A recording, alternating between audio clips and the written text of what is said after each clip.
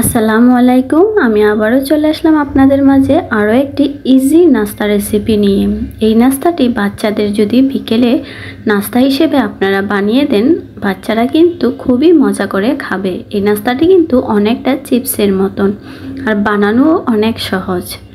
তাহলে চলেন চলে যাই মূল প্রসেসে। এখানে আমি একটি কড়াই বসিয়ে দিয়েছি চুলায়, দিয়ে দিলাম 2 কাপ পানি, তারপর দিয়ে দিলাম স্বাদ মতো লবণ, তারপর একটু দিয়ে দেব হলুদ গুঁড়ো, হাফ চামচের চেয়েও একটু কম দিয়েছি, জাস্ট একটু কালারের জন্য। তারপর আমি ভালো করে নেড়েচেড়ে দেব। নেড়েচেড়ে দিয়ে এখানে আবারও অ্যাড করে দেব আমি হাফ চামচ গুঁড়ামরিচ। গুঁড়ামরিচটা দিতে পারেন, নাও দিতে পারেন। যদি এটা একটু দেন তাহলে দেখা যাচ্ছে যে একটু হালকা একটু ঝাল ঝাল লাগবে, ভালো লাগবে, মিষ্টি মিষ্টি ভাবটা থাকবে না। তার জন্য আমি একটু অ্যাড করে দিলাম গোড়ামরিচ হাফ চামচ। তারপর ভালো করে দেখুন নেড়ে দিয়ে ব্লক আসা পর্যন্ত আমি অপেক্ষা করব। তারপর আমি এখানে অ্যাড করে দিচ্ছি, দেখুন মেজারমেন্ট কাপে 1 কাপ, তারপরে আবার হাফ কাপ দিয়ে দিচ্ছি।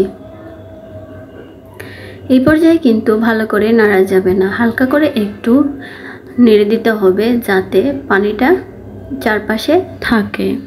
যেহেতু আমরা এখানে চালের আটা ব্যবহার করেছি, শুকনো চালের আটা, তার জন্য একটু পানি বেশিই লাগবে। এই তো দেখুন আমি কিভাবে করে দিচ্ছি। দিয়ে আমি ঢাকনা দিয়ে দেব প্রায় 10 মিনিটের জন্য। আঁচটা কিন্তু এই পর্যায়ে একদম লয়ে রেখে দেবেন। ঢাকনা দিয়ে দিলাম। 10 মিনিট পর ফিরে আসলাম, দেখুন আমার এটা কেমন হয়েছে। এখন আমি ভালো করে নাড়ব, ভালো করে নেড়ে একদম মিশিয়ে নেব। তারপর আবারও 5 মিনিটের জন্য রেস্টে রেখে দেব চুলা বন্ধ করে ঢাকনা দিয়ে। এইভাবে যদি আপনারা চালের আটাটা করেন, দেখবেন আপনাদের চালের আটার ডোটা একদম পারফেক্ট হবে। এই তো 5 মিনিট পর চলে আসলাম আপনাদের মাঝে। আমি কিন্তু এখানে হালকা একটু পানি নিয়েছি। পানি নিয়ে এই পর্যায়ে ডোটাকে অল্প অল্প পানি দিয়ে মেখে নিতে হবে। আর আপনারা অবশ্যই একটু হালকা গরম থাকা অবস্থায় এটাকে মেখে নেবেন। অতিরিক্ত গরম থাকা অবস্থায় হাত দিতে যাবেন না, তাহলে কিন্তু হাতটা পুড়ে যেতে পারে, যেহেতু আটাটা হাতের মধ্যে লেগে যায়। এই তো এই পর্যায়ে দেখুন অল্প অল্প পানি দিয়ে আমি ডোটা মেখে নেব। আজকে যদি এই রেসিপিটি আমার কোনো নতুন বন্ধু দেখে থাকেন, অবশ্যই বন্ধু আপনার কাছে আমার একটি রিকোয়েস্ট থাকলো, আমার চ্যানেলটিকে সাবস্ক্রাইব করে পাশে থাকা ছোট্ট বেল আইকনটি ক্লিক করে অল নোটিফিকেশন করে রাখবেন, যাতে ভিডিও ছাড়ার সাথে সাথেই প্রথমেই আপনার কাছে পৌঁছে যায়। আর যদি এই ভিডিওটি ভালো লেগে থাকে অবশ্যই ভিডিওতে একটি লাইক আর একটি শেয়ার দিয়ে যাবেন। দেখুন এই পর্যায়ে কিন্তু আমার ডোটা তৈরি হয়ে গিয়েছে আপনাদের সাথে কথা বলতে বলতে। তারপর দেখুন আমি এখন একটি রুটি বেলার খাট নিয়ে নিয়েছি। এখন আমি এখানে হালকা একটু আটা দিয়ে নিয়েছি, চালের আটা। তারপর আমি একটু হালকা একটু ডো নিয়ে নেব, নিয়ে ডোটাকে একটু মেখে নেব ভালো করে। তারপর রুটি বেলে নেব। আপনাদের কাছে রিকোয়েস্ট থাকলো এই নাস্তাটি একবার ট্রাই করবেন, যদি ভালো না লাগে কমেন্টে এসে জানিয়ে যাবেন।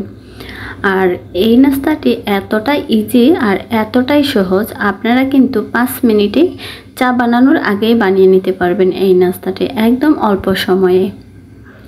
এই তো দেখুন রুটিটা বেলা হয়ে গিয়েছে। আমি এখন এখানে একটি পিৎজা কাটার দিয়ে রুটিটার চারপাশ কেটে নিচ্ছি। কেটে নেওয়া হয়ে গেলে দেখুন আমি কিভাবে করে কেটে নিচ্ছি। রুটিটা কিন্তু অবশ্যই একটু পাতলা হতে হবে। তারপর দেখুন আপনারা কিন্তু আপনাদের মন মতো করে কাটতে পারেন। এখানে কিন্তু ডিজাইনে কিন্তু কোনো টেস্টের পরিবর্তন করবে না, জাস্ট এটা সুন্দরের জন্য। আপনারা আপনাদের পছন্দ মতো কেটে নেবেন। আমি কিভাবে কেটে নিচ্ছি একটু দেখে নেন।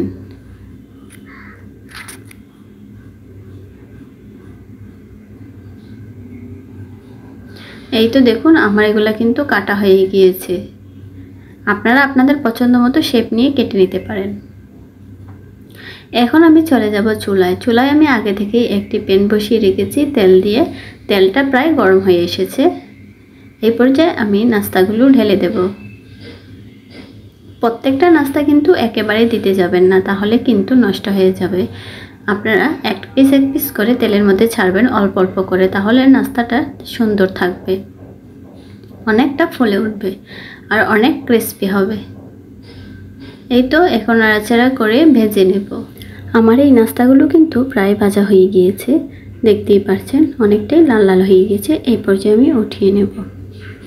বন্ধুরা আবারও বলছি, যদি আমার এই রেসিপিটি আপনাদের কাছে ভালো লেগে থাকে, আমার চ্যানেলটিকে সাবস্ক্রাইব করে পাশে থাকা ছোট্ট বেল আইকনটি ক্লিক করে অল নোটিফিকেশন করে রাখবেন। আর আজকের ভিডিওটিতে অবশ্যই একটি লাইক দেবেন।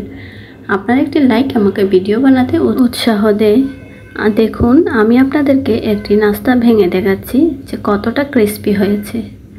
আপনারা কিন্তু দেখে বুঝতে পারতেছেন যে কতটা ক্রিস্পি হয়েছে। এই নাস্তাটা কিন্তু অনেকটাই উপরটা একদম ক্রিস্পি থাকবে আর ভিতরটা হালকা হালকা একটু সফট থাকবে। যেহেতু রুটিটা অনেক পাতলা হয়েছে সেহেতু কিন্তু নাস্তাটি অনেক খাস্তা হবে, সেটা আপনারা বুঝতেই পারতেছেন। তাহলে বন্ধুরা আজকের মতো এখানেই বিদায়। যদি আবারও বলছি, যদি আমার এই ভিডিওটি ভালো লেগে থাকে একটি শেয়ার দিয়ে যাবেন। সবাই সুস্থ থাকবেন, ভালো থাকবেন। আল্লাহ হাফেজ।